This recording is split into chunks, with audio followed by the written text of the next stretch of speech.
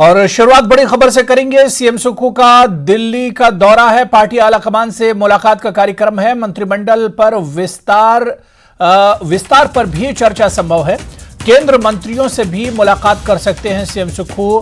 कांग्रेस के राष्ट्रीय अधिवेशन में शामिल होंगे और इसके अलावा आज रात उदयपुर में रुकने का कार्यक्रम है। तो आपको बता दें कि सीएम सुक्खू दिल्ली दौरे पर है, जहां पार्टी आलाकमान से मुलाकात करेंगे और बताया जा रहा है कि मंत्रिमंडल विस्तार पर भी संभव है। इसके अलावा केंद्र मंत्रियों से भी मुलाकात कर सकते हैं सीएम। सरकार के कांग्रेस के राष्ट्रीय अधिवेशन में शामिल होंगे सीएम सुक्खू और आज रात उदयपुर में रुकने का कार्यक्रम है। और हमारे सहयोगी शिवम हमारे साथ जुड़े हुए। शिवम, पूरा शेड्यूल क्या है सीएम के दिल्ली दौरे का? कितना व्यस्त रहने वाले अपने इस दौरे पर?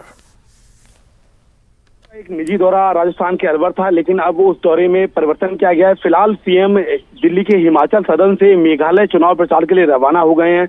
आज वो मेघालय में चुनाव प्रचार करेंगे पार्टी के लिए और उसके बाद वो है जो होगी और फिर वो राजस्थान के अलवर जा सकते हैं।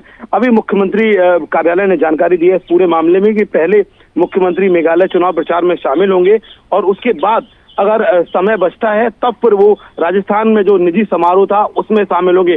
सीएम ने आज ये भी कहा है कि उनकी कोशिश ये रहती है लगातार दिल्ली आने के बाद कि पार्टी आलाकमान को जो वास्तविक स्थितियां हैं उनका बारे में अवगत कराया जाए। इसके अलावा तमाम ऐसे अधिकारी हैं, तमाम ऐसी मीटिंग्स होती हैं जो प्रदेश की हित के लिए जरूरी हैं। जी बिल्कुल शिवम, यानी जो पहले सीएम का शेड्यूल था उसमें थोड़ी सी आई है और कहा जा रहा है कि कांग्रेस के जो वरिष्ठ नेता हैं उनसे भी वो मुलाकात करेंगे और इसके अलावा मंत्रिमंडल विस्तार पर भी चर्चा संभव है। देखिए, बिल्कुल सीएम आज जब मेघालय से चुनाव प्रचार करके लौटेंगे उसके बाद मंत्रिमंडल विस्तार को लेकर जो पार्टी के आलाकमान है, पार्टी के वरिष्ठ नेता हैं, उनसे चर्चाएं करेंगे। इसके अलावा बजट सत्र है, बजट 17 मार्च को पेश करना है, अपना पहला बजट करना है। इसमें कौन कौन से मुख्य बिंदु रहने वाले हैं, कौन कौन से ऐसे वादे हैं जिनको लेकर पार्टी चुनाव में गई थी, उन वादों पर खरा उतरना है। चूंकि समय ज्यादा है नहीं, 2024 का चुनाव आने वाला है, ऐसे में कोशिश ये है कि पहले बजट से ही इम्पैक्ट जनता के बीच बनाया जाए। इसको लेकर जो तमाम बड़े नेता हैं, पार्टी ने जो वादे किए थे, चाहे वो मंत्रिमंडल के गठन को लेकर हो, चाहे वो बजट को लेकर हो, उन तमाम मुद्दों पर भी आज नेताओं से मुलाकात करेंगे पार्टी के। और इसके अलावा मुख्यमंत्री ने आज ये भी बातचीत में बताया कि लगातार उनकी कोशिश ये रही है कि हिमाचल प्रदेश की जो अर्थव्यवस्था है उस पर विशेष फोकस किया जाए, क्योंकि अर्थव्यवस्था बेहद खराब है। बीजेपी भी आरोप लगाती रही है कि हर दिन 30 करोड़ का हिमाचल गवर्नमेंट जो है कर्ज ले रही है, उसकी वजह से महंगाई भी बढ़ रही है।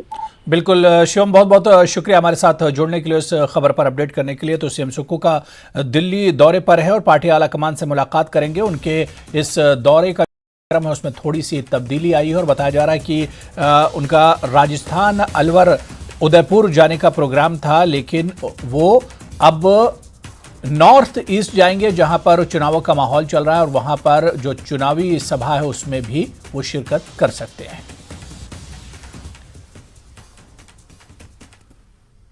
हिमाचल प्रदेश कर्मचारी चयन आयोग हमीरपुर को प्रदेश सरकार ने पूरी तरह से भंग कर दिया है। इसके बाद अब कार्यालय में ताला लटका हुआ है। केवल मात्र पुलिस के पहरे में प्रदेश कर्मचारी चयन आयोग कार्यालय रह गया है, तो कर्मचारियों की भी एंट्री आज से बैन हो गई है। जानकारी के अनुसार आयोग के 64 कर्मचारियों को अब नए कार्यालयों की तलाश है। वहीं इसे लेकर नेता प्रतिपक्ष जयराम ठाकुर ने सरकार से सवाल किया है कि क्या इससे समस्या का समाधान हो जाएगा।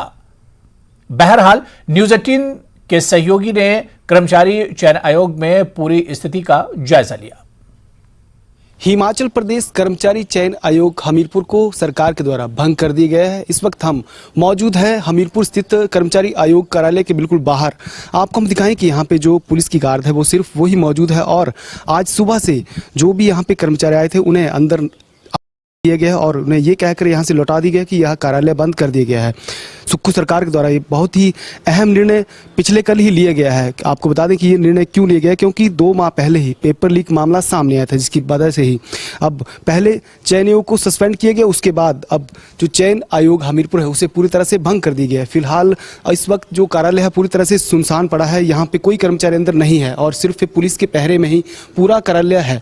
वहीं जो आज सुबह के समय जो कर्मचारी यहाँ पे आए थे, जो इनका टाइमिंग था, ऑफिस टाइमिंग है, उन्हें भी अंदर जाने नहीं दिया गया है, क्योंकि प्रदेश सरकार ने इसे पूरी तरह से भंग कर दिया और जो कर्मचारी है उनको भी किसी दूसरे विभागों में स्थानांतरित करने के लिए भी आदेश दिए गए। लेकिन फिलहाल जो आदेश हैं वो भी कर्मचारियों की समझ से परे हैं, क्योंकि उनको ये समझ नहीं आ रहा है कि वे कहाँ वहाँ पे किस कार्यालय में शिफ्ट होंगे। फिलहाल जो कर्मचारी प्रदेश का कार्यालय है उसके बाहर ही जो यहाँ पे 64 कर्मचारी कार्यरत है वे यहाँ पे मौजूद हैं और उन्हें अभी अगले आदेशों का इंतजार है। फिलहाल अगले आदेश मिलने तक ये कर्मचारी भी पशुपेश में कि वह कहाँ जाएंगे, क्योंकि इनके लिए कोई और अन्य विभाग में कहाँ पे स्थानांतरण किया जाएगा ये भी तय नहीं हुआ है। फिलहाल जो कार्यप्रणाली है चयन आयोग की पूरी तरह से भंग कर दी गई है और चयन आयोग पूरी तरह से खाली है। अब अगले आदेश सरकार के क्या होंगे इस पर सबकी नजर है। हमीरपुर से न्यूज़ 18 के लिए जसवीर कुमार। बजट सत्र में विपक्षी दल सुक्खू सरकार को कर्ज के मुद्दे पर घेरने की तैयारी में है। कर्ज को लेकर सुक्खू सरकार भाजपा के निशाने पर है। अब इसे लेकर सीपीएम ने भी सवाल उठाए हैं। सीपीएम का कहना है कि सुक्खू सरकार की आय के स्रोत बढ़ाने को लेकर क्या योजना और नीतियां हैं, ये अब तक स्पष्ट नहीं है। सीपीएम नेता संजय चौहान ने कहा कि आय बढ़ाने की दिशा में काम नहीं किया तो जल्द ही प्रदेश पर बड़ा संकट आएगा। उन्होंने दावा किया कि प्रदेश पर 90,000 करोड़ से ज्यादा का बोझ है। उन्होंने सरकार को नसीहत दी कि जल, विद्युत, पर्यटन और वन क्षेत्र में आय बढ़ाने की अपार संभावनाएं हैं। राज्य सरकार को इस ओर ध्यान देना चाहिए। अलावा बीबीएमबी में हिमाचल के हिस्सेदारी पर उचित कदम उठाने चाहिए। बताते चले कि बीबीएमबी में हिमाचल के करीब 4500 करोड़ रुपए फंसे हैं। अब कांग्रेस पार्टी आय के स्रोतों को बढ़ाने के लिए क्या नया प्रस्ताव लेकर आई है, अभी कोई वो स्पष्ट रूप से नहीं आया। अभी तो क्योंकि 2 महीने हुए हैं, हमारे माननीय मुख्यमंत्री अभी पूरे स्थिरता के साथ जो है वो कार्य कर नहीं पा रहे हैं कि उनकी कई तरह की कंपल्शन है। तो मैं समझता हूं कि प्रदेश के अंदर अगर आय के स्रोत नहीं प्रदेश सरकार तलाशती है तो स्वाभाविक रूप से ये सरकार जो है सही रूप से नहीं कर सकेगी। तो मेरा मानना यह है कि आय के स्रोत ढूंढने चाहिए। नूरपुर की ठेहड़ पंचायत में विधायक रणवीर सिंह निक्का का गर्मजोशी से स्वागत किया गया। जीत हासिल करने के बाद रणवीर सिंह पहली बार इस पंचायत में पहुंचे थे। यहां लोगों ने विधायक को अपनी समस्याओं के बारे में बताया। इस मौके पर विधायक रणवीर सिंह निक्का ने कहा कि गांव के विकास कार्यों को पूरा करने के लिए वो प्रयास करेंगे।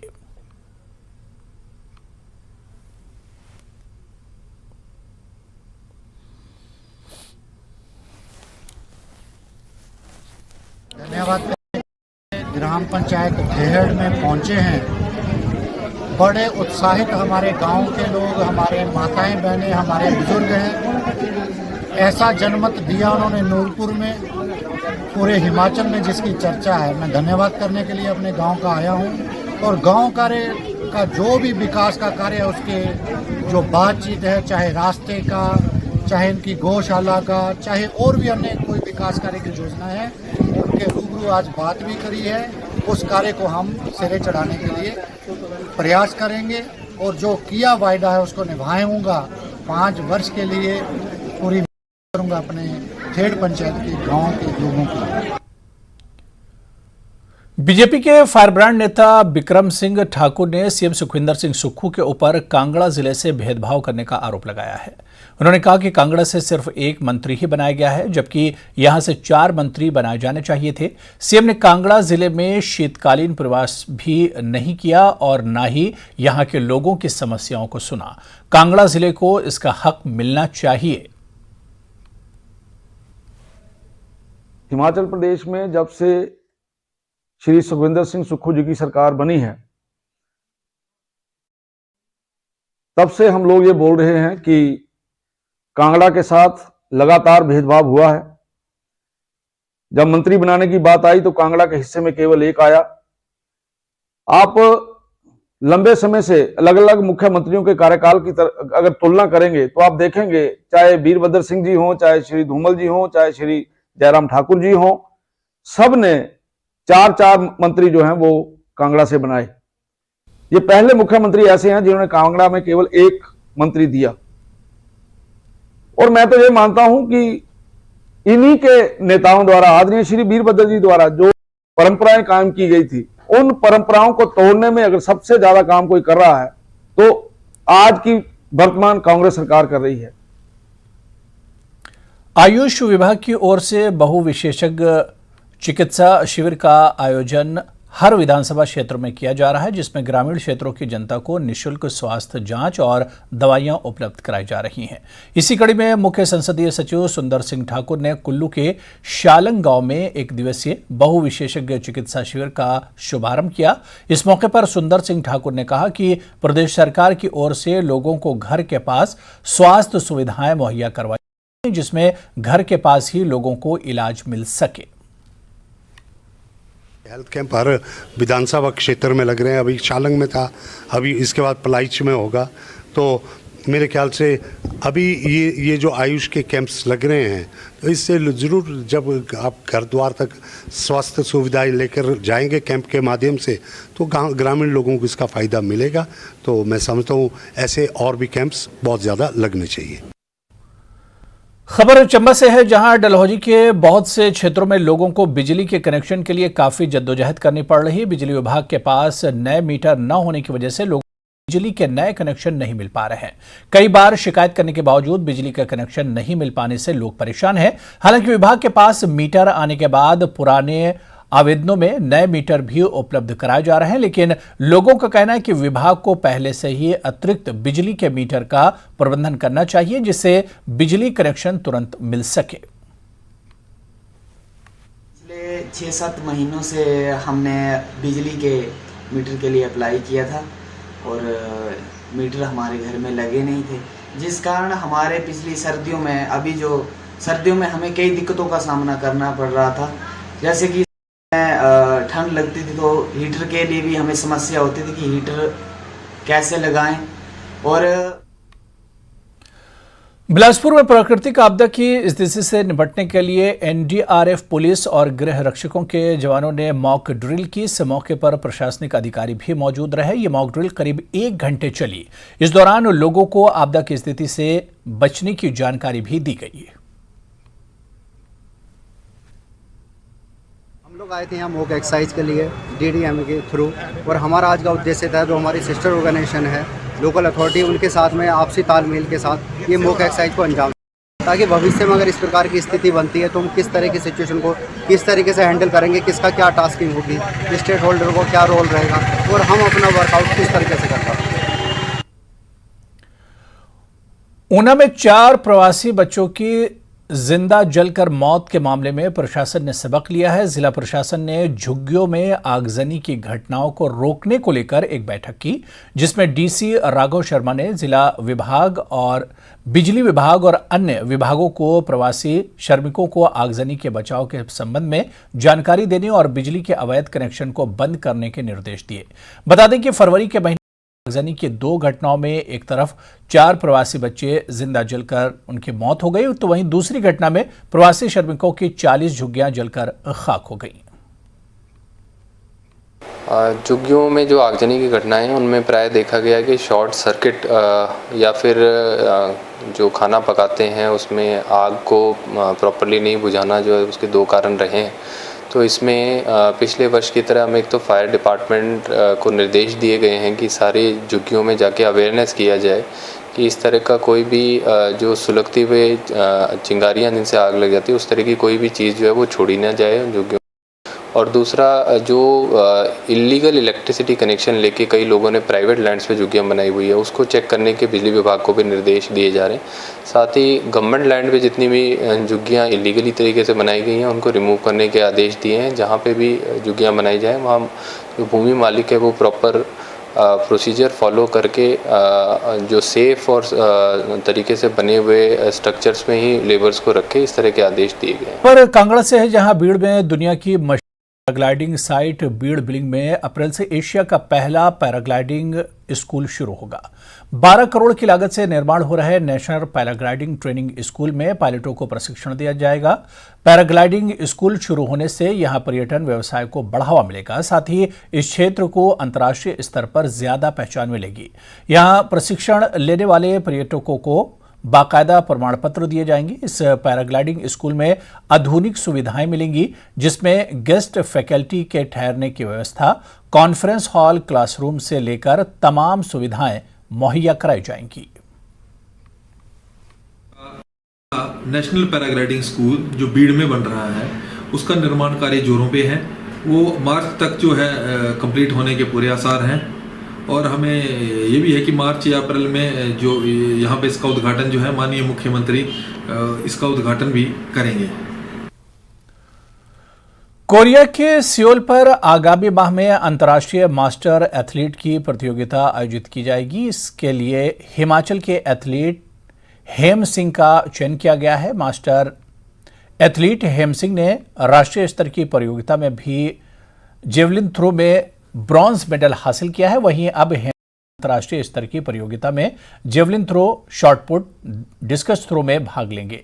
कुल्लू के मशंगा गांव के रहने वाले मास्टर एथलीट हेम सिंह ने बताया कि वो 1 साल पहले ही एसएसबी से सेवानिवृत्त हुए और इसके बाद से वे एथलीट प्रतियोगिता में अपना प्रदर्शन दिखा रहे हैं। इन्हें उम्मीद है कि अंतर्राष्ट्रीय स्तर की प्रतियोगिता में भी वो मेडल जीतकर भारत और हिमाचल प्रदेश का नाम रोशन करेंगे। तो मैंने जो अभी ये जो माफ़ी जो गेम चलती है हमारी, इसमें जो हिस्सा लिया था, जनवरी 8 में हमारा जो कंपटीशन हमीरपुर में हुआ था, जिसमें मैंने जेवलिन डिस्कस में हिस्सा लिया था। वहाँ पे मैंने एक गोल्ड और 2 सिल्वर मेडल लिए थे।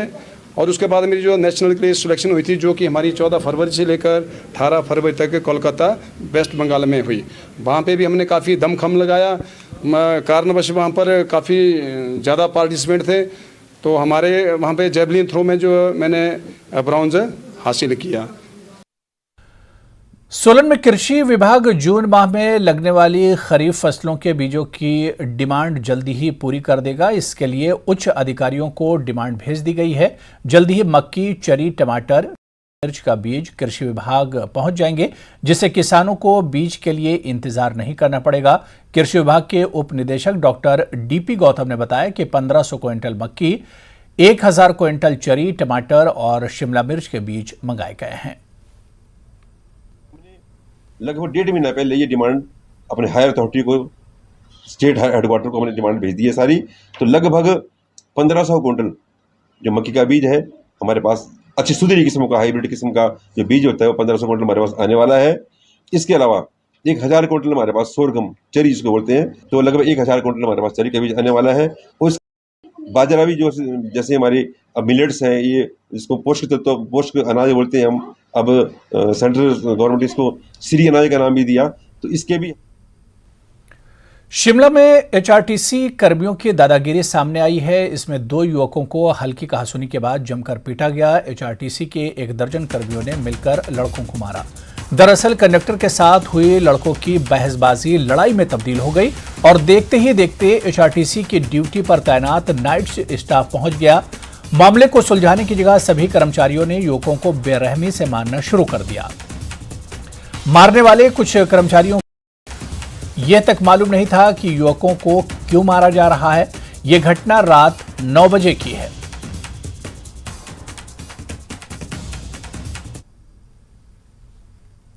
रिकांगपियो के क्षेत्रीय अस्पताल में पहली बार दूरबीन से बिना चीर फाड़ के रसौली का सफलतापूर्वक ऑपरेशन किया गया है। अस्पताल में कुछ दिन पहले ही रसौली के दर्द से पीड़ित महिला मरीज पहुंची थी। स्त्री रोग विशेषज्ञ डॉक्टर सोनम नेगी और इनकी टीम ने बताया कि कबायली इलाके में सफल ऑपरेशन कर हिमाचल प्रदेश में इतिहास रचा गया है और पहली बार दूरबीन से ऑपरेशन किया गया है। इस दौरान इनकी टीम में सर्जन भी शामिल रहे।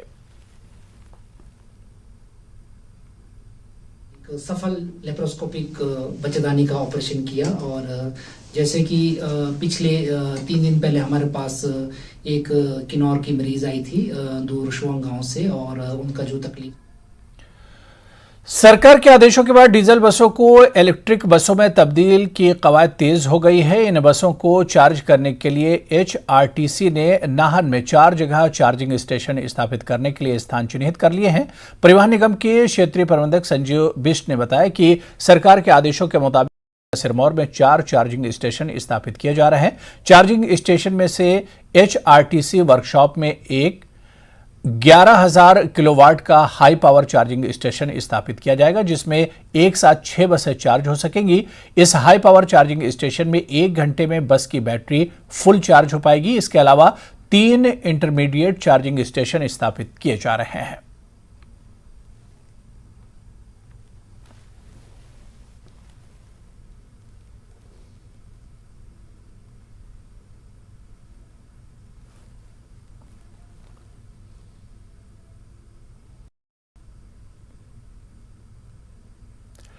मंडी के अंतर्राष्ट्रीय शिवरात्रि महोत्सव में देवताओं का मेला लगा हुआ है। मेले में 200 के करीब देवता अपने स्थान से चलकर यहां आए हैं। इनमें एक देवता ऐसे भी हैं जो सच्चे मन से 1.25 किलो अनाज और लोहे का चढ़ावा चढ़ाने वाले भक्तों की मनोकामनाएं पूरी कर देते हैं। ये रिपोर्ट देखिए। तो आप ये खास रिपोर्ट देखिए और मुझे इजाजत दीजिए। नमस्कार।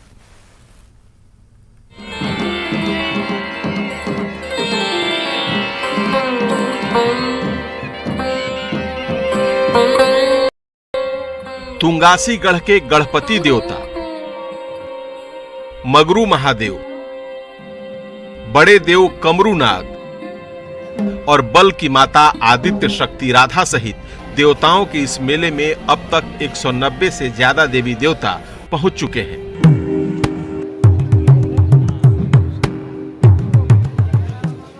कुछ देवता मंडी के स्थानीय मंदिरों में विराजित हैं, जबकि ज्यादातर अंतर्राष्ट्रीय महोत्सव स्थल पड्डल मैदान में ही ठहरे हुए हैं, जहां सेवक देवताओं की सेवा में जुटे हैं तो भक्त और साधक दर्शन कर आशीर्वाद पाने को उमड़ रहे हैं। जो अपनी श्रद्धा के अनुसार चढ़ावे भी चढ़ा रहे हैं, मगर यहाँ विराजित एक देवता का चढ़ावा सबसे अलग होता है, जिनका नाम है श्री देव खेहड़ी नागड़ू।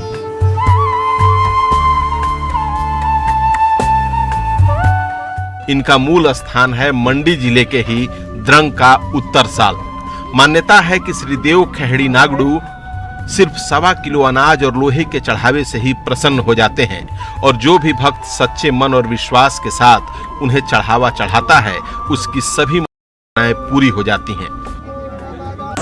इनको जो है मानो शेषनाग के रूप से माना गया है। ये प्रभु श्री बुढ़ानू के जल झील से इनकी उत्पत्ति हुई है। इनको जो है श्रद्धालु मतलब जैसे आपने कोई तमन्ना को पूरी करने के लिए अनाज 1.25 किलो अनाज को और काला सोना जो है इससे उधार किया जाता है। प्रभु को अगर साक्षात रूप में देखने के लिए जो है सद्भाव से अगर भक्त प्रेरित करते हैं तो प्रभु दर्शन भी।